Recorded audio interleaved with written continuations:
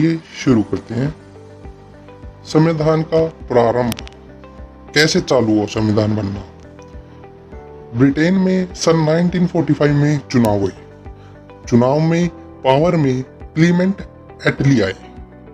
Clement एटली ने क्या करा, अपना एक कैबिनेट मिशन भेजा भारत में। क्लीमेंट ने अपना एक मिशन भेजा जिसका नाम था कैबिनेट मिशन इंडिया में। और ये जो क्लीमेंट एटली थे, ये लेबर पार्टी से संबंधित थे। आगे क्या हुआ,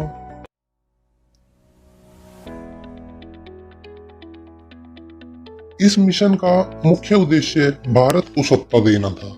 आपको पता है 1946 में जब कैबिनेट मिशन आया तो भारत की पावर अंग्रेजों के पास थी, भारत के पास नहीं थी। तो इसका मुख्य उद्देश्य था जो सत्ता है उसका हस्तांतरण करना, यानी कि जो सत्ता भारत की ब्रिटेन के पास थी उसको भारतीयों को देना।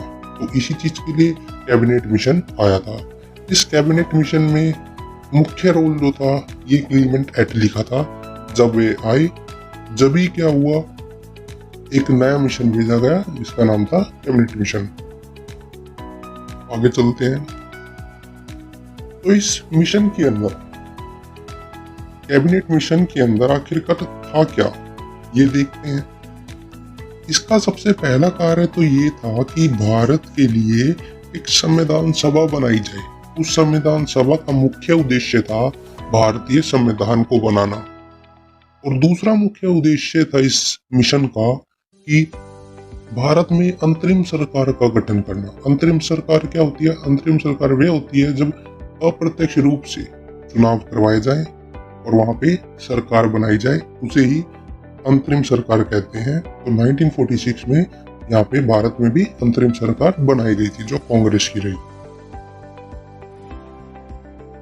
जब कैबिनेट मिशन आया तो उसकी पहली बैठक 9 दिसंबर 1946 को हुई, जिसमें आपके अस्थायी अध्यक्ष यानी नॉन परमानेंट चेयरमैन आपके नियुक्त किए गए, जिसका नाम था सचिदानंद सिन्हा।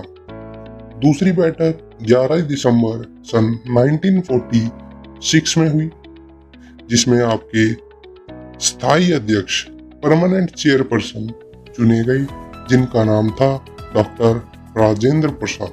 और ये आगे चलकर भारत के पहले राष्ट्रपति बनेंगे। जब संविधान सभा का गठन हुआ तो कुल सदस्य संख्या थी 389।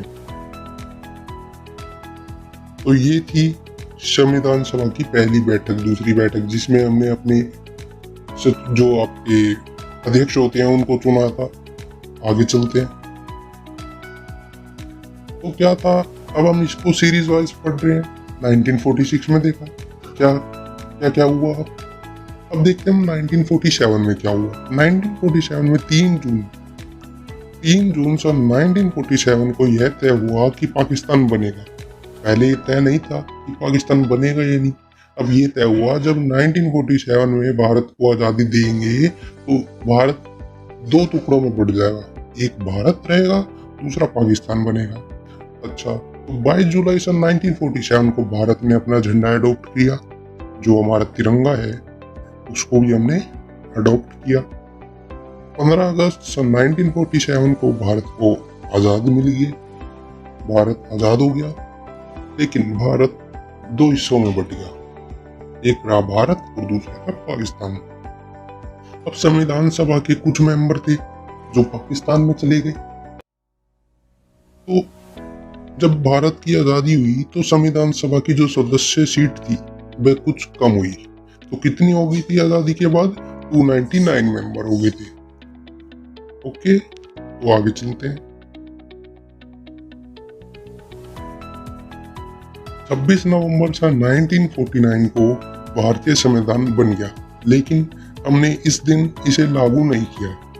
इसको इतना समय लगा बनने में, क्योंकि ये 1946 में चालू हुआ था। तो कितना समय लगा इसको बनने में? इसको बनने में जो समय लगा 2 साल 11 महीने 18 दिनों का संविधान को बनने में समय लगा था। आगे चलते हैं। 26 जनवरी सन 1950 को हमने अपना संविधान लागू किया, जिससे इस दिन को हर साल इस दिन को क्या मनाया जाता है, रिपब्लिक डे। तो जब क्या था, 284 लोगों ने साइन किए थे कॉन्स्टिट्यूशन पे, क्योंकि देखा हमने जब आज़ादी मिली तो 299 मेंबर हो गए, 299 मेंबर हो गए, लेकिन 284 कैसे रहे, क्योंकि कुछ की मृत्यु हो गई थी, इसलिए 299 से 284 मेंबर रह गए जिन्होंने संविधान पे हस्ताक्षर किए। तो ये था आपका चैप्टर में, देखा हमने कि संविधान कैसे बना, कैसे प्रारंभ हुआ। मिलते हैं अपनी नेक्स्ट वीडियो में, तब तक के लिए बने रहे इस चैनल पे। Thank you.